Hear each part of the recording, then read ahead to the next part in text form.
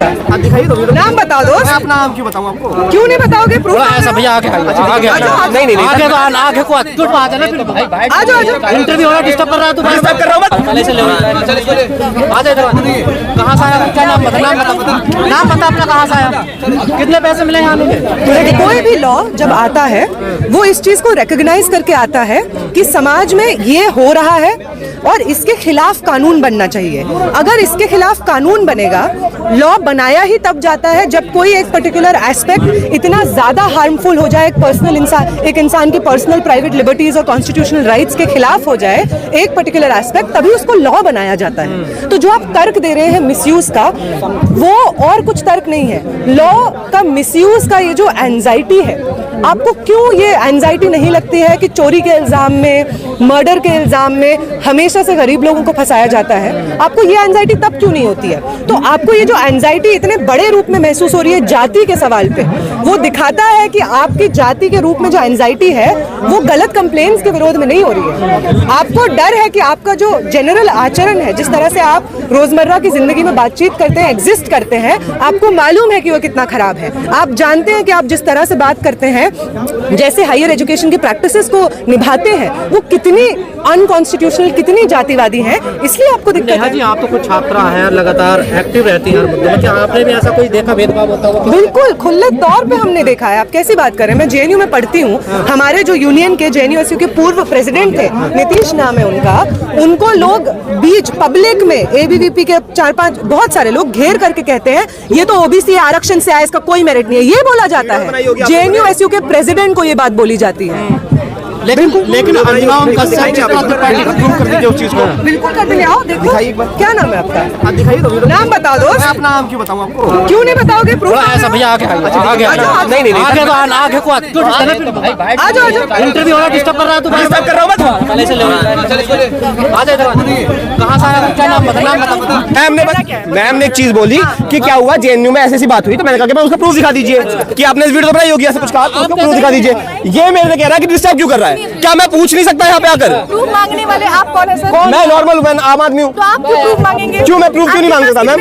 मैं प्रूफ क्यों नहीं मांग सकता? आपके पास कितने सारे आंकड़े हैं जो सुप्रीम कोर्ट के सामने रखे गए हैं, जहाँ डिस्क्रिमिनेशन होता है यूनिवर्सिटीज में? और आप मुझे अभी आपने कहा कि मैं सबूत क्यों मांग सकता हूँ, है ना? एक बात बताइए, मैं सबूत क्यों नहीं मांग सकता हूँ? आप लोग यहाँ मीडिया खड़े होकर आप लोग वेब बाइट दे रहे हैं, मैं सबूत क्यों नहीं मांग सकता हूँ? मैं बस इतना बोलना चाहता हूँ, एक सिंपल सी चीज है। मैंने बस इतना बोला कि मुझे सबूत दिखा दो कि आपने अगर आपने वहाँ डिस्क्रिमिनेशन हुआ है, आपने वीडियो बनाई होगी। उन्होंने कहा मैंने वीडियो बनाई है, वो मुझे वीडियो दिखा लिया। ये मेरे पे चल रहा है कि तू डिस्टर्ब क्यों कर रहा है? भाई तुझे तू और ये मेरे से पूछा मैंने कितने पैसे लिए? मुझे बात नहीं करनी है। मैं जब सबने क्वेश्चन पूछ रहा था, ये मेरी तरफ कैमरा करके मुझे डरा रहा है। ये आप किसके विरोध में आए हैं? मैं विरोध में किसी के नहीं आया हूँ। आप बताइए ना, आपको किसने भेजा है? नहीं, मुझे तो किसी ने नहीं भेजा, मैं तो देखने आया। मुझे मेरे पास खबर आई, मेरे पास जो सिंपल सी खबर आई है कि यहाँ पे प्रोटेस्ट हो रहा है, मैं तो देखने आया हूँ। देखिए, सुप्रीम कोर्ट के वही चीफ जस्टिस सूर्यकांत जो यूजीसी को रोहित वेमुला और पायल तडवी के फैमिली के पीआईएल के रिस्पांस में ये डायरेक्ट करते हैं कि यूजीसी गाइडलाइंस लाए जो कास्ट बेस्ड डिस्क्रिमिनेशन को एड्रेस करे इंस्टीट्यूशंस में। इतनी शर्मनाक बात है कि वो चीफ जस्टिस सड़कों पे जो 2 दिन का प्रेशर होता है उसके रिस्पांस में ये गाइडलाइंस वापस कर लेते हैं। मैं पूछना चाहूंगी सुप्रीम कोर्ट की वो 2 जजेस की बेंच से, क्या कि जब रोहित वेमुला के इंस्टीट्यूशनल मर्डर के बाद पूरे देश भर में प्रोटेस्ट हुए थे, सड़कें जाम कर दी गई थी, आपको उसका प्रेशर महसूस नहीं हुआ?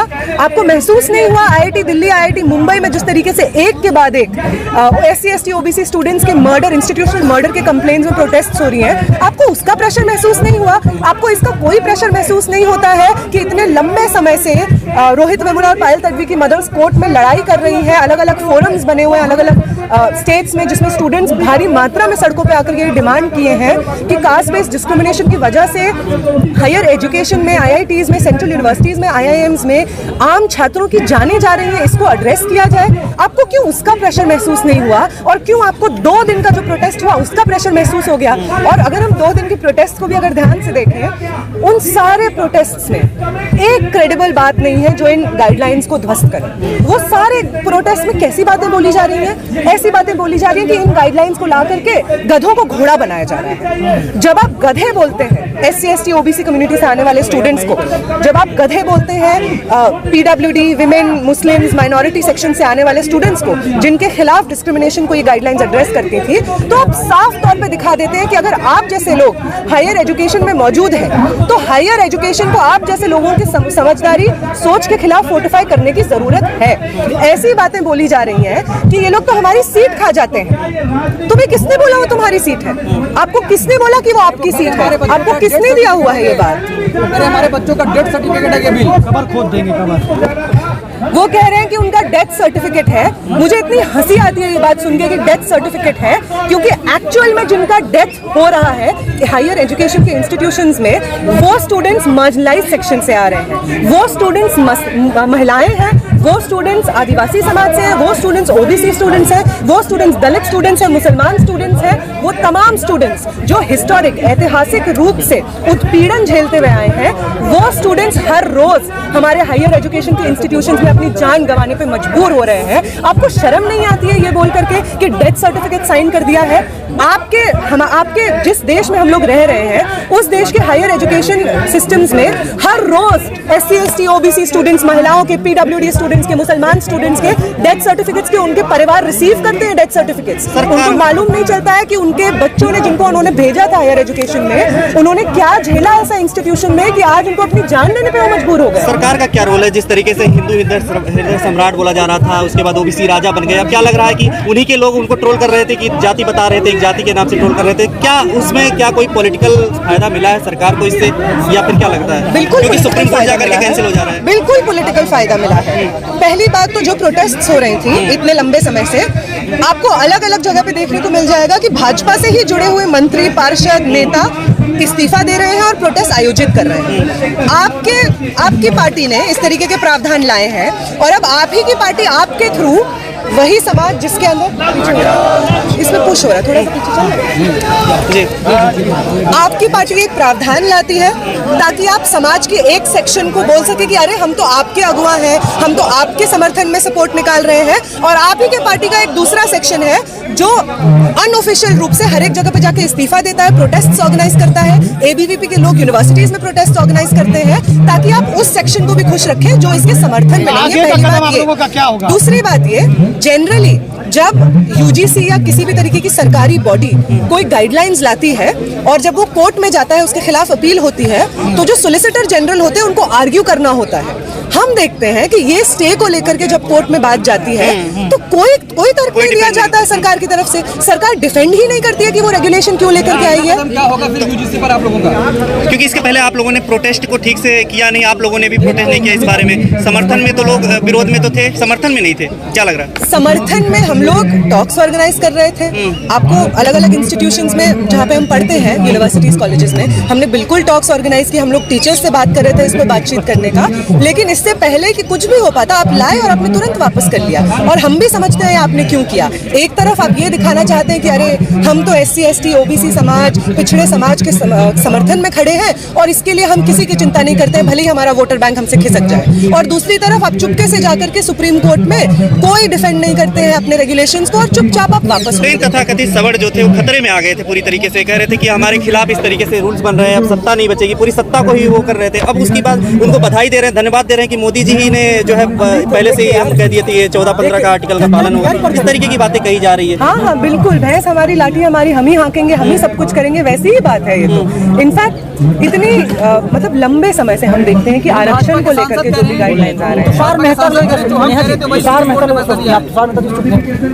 तुषार मेहता के बारे में हम वही सोचते हैं जो किसी भी सोलिसिटर जनरल जो भाजपा के रेगुलेशंस को समर्थन में करते हैं उनके बारे में सोचते हैं। तुषार मेहता को अगर डिफेंड करना होता है, तुषार मेहता को अगर बाकी चीजों में अपीयर करना पड़ता है कोर्ट के सामने, अगर तुषार मेहता को ये अपीयर करना पड़ता है कि कोविड में मौतें हुई है कि नहीं हुई है, सरकार जवाब दे, तो तुषार मेहता इतने बेशर्म है कि वो कोर्ट में जाके ये कहते हैं कि कोई मौत नहीं हुई है, हमारे पास कोई आंकड़ा नहीं है। तुषार मेहता वही व्यक्ति है। और सुप्रीम कोर्ट इनफैक्ट मतलब इतनी जो बात हो रही है ना कि मिसयूज की, यूज की, सुप्रीम कोर्ट जिन लॉज पे, जिन रेगुलेशंस पे स्टे देता है या जिन मामलों में कॉग्निजेंस लेता है, वो सब वही मामले होते हैं जिनसे बीजेपी को पॉलिटिकल फायदा होता है। लेकिन नेहा जी, एक नारा चल रहा था, तिलक तराजू तलवार, मतलब उससे डर गई सरकार, क्या इस तरह हुआ है?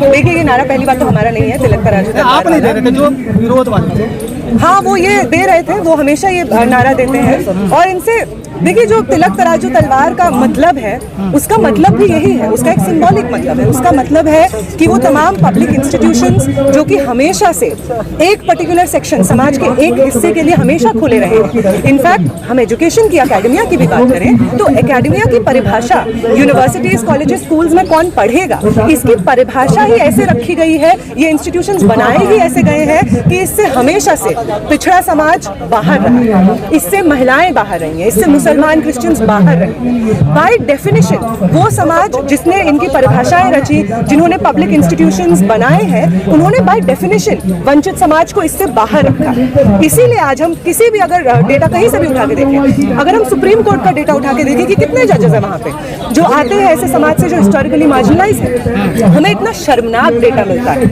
इतना शर्मनाक। 33 जजेस में से 28 जज ऐसे होते हैं जो कि अपर कास्ट से आते हैं, उनमें कोई माइनॉरिटी, क्रिश्चियन, मुसलमान, ये कोई नहीं रहता। ये सुप्रीम कोर्ट का 2018 का डेटा है, ये सुप्रीम कोर्ट की हालत है। यूनिवर्सिटीज में 45 सेंट्रल यूनिवर्सिटीज में से 38 सेंट्रल यूनिवर्सिटीज के वाइस चांसलर्स अपर कास्ट है।